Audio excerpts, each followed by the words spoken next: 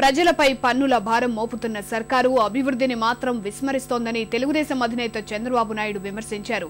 కరీంనగర్ జిల్లాలో వస్తున్నా మీకోసం పాదయాత్రలో భాగంగా ఆయన పలు గ్రామాలను సందర్శించి ప్రజల సమస్యలను అడిగి తెలుసుకున్నారు. ప్రతి కుటుంబం ఏటా 35,000 రూపాయల పన్నుల రూపంలో చెల్లిస్తుంటే ఆ డబ్బులను కాంగ్రెస్ నేతలు దోచుకుంటున్నారని బాబు మండిపడ్డారు.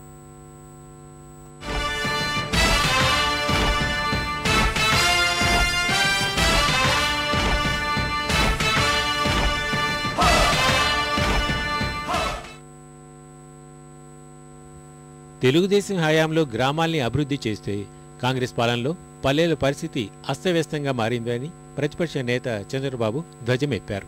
వస్తున్నా మీకోసం యాత్రలో భాగంగా 4వ రోజు ఆయన కరీంనగర్ జిల్లా జగిత్యాల, దరూర్, రాజారాం మీదుగా పాదయాత్ర సాగించారు. ప్రజల సమస్యలు నేరుగా అడిగి తెలుసుకున్న చంద్రబాబు కాంగ్రెస్ తీరుపై మండిపడ్డారు. పన్నుల భారంతో సర్కార్ ప్రజల్ని ఇబ్బందుల పాలు చేస్తోందని ఆరోపించారు. 35,000 రూపాయలు మీరు పన్ను కడుతున్నారు. తమ్ముళ్ళు కరెంటు ఛార్జీలు విపరీతంగా పెంచారు.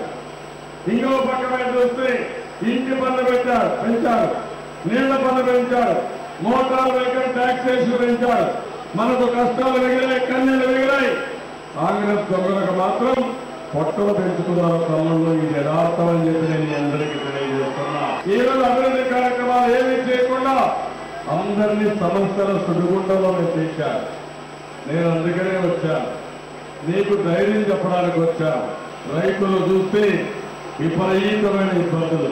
తెలుగుదేశం పార్టీ అధికారంలోకి వస్తే వెనుకబడిన వర్గాలకు రాజ్యాధికారం కల్పిస్తామన్న బాబు అగ్రవర్ణాల పేదలకు అండగా నిలుస్తామని హామీ ఇచ్చారు. తెలంగాణ అంశాన్ని పార్టీలన్నీ రాజకీయంగా వాడుకుంటున్నాయని ఆవేదన వ్యక్తం చేశారు. ఈ సమస్యను కేంద్రం తక్షణమే పరిష్కరించాలని బాబు డిమాండ్ చేశారు. మీ మనోభావాలకు వ్యతిరేకంగా నా జీవితంలో నేను ఎప్పుడు మాట్లాడను. మీరు రాజకీయం చేయకండి. అక్కడ అందరం కూర్చుందా, అక్కడికక్కడికే నిర్ణయం చేద్దాం. నిర్ణయం చేసిన తర్వాత దీనికి మీరు సిద్ధంగా ఉన్నారని కాంగ్రెస్ పార్టీ మీరు సవాల్ విసిరితే సమాధానం కూడా చెప్తాము. కరీంనగర్ జిల్లాలో 5వ రోజు ప్రారంభం కానున్న పాదయాత్ర ఇవాళ నూకలపల్లిలో ప్రారంభమై మల్యాల, తాటిపల్లి, రేలపల్లి మీదుగా సాగనుంది.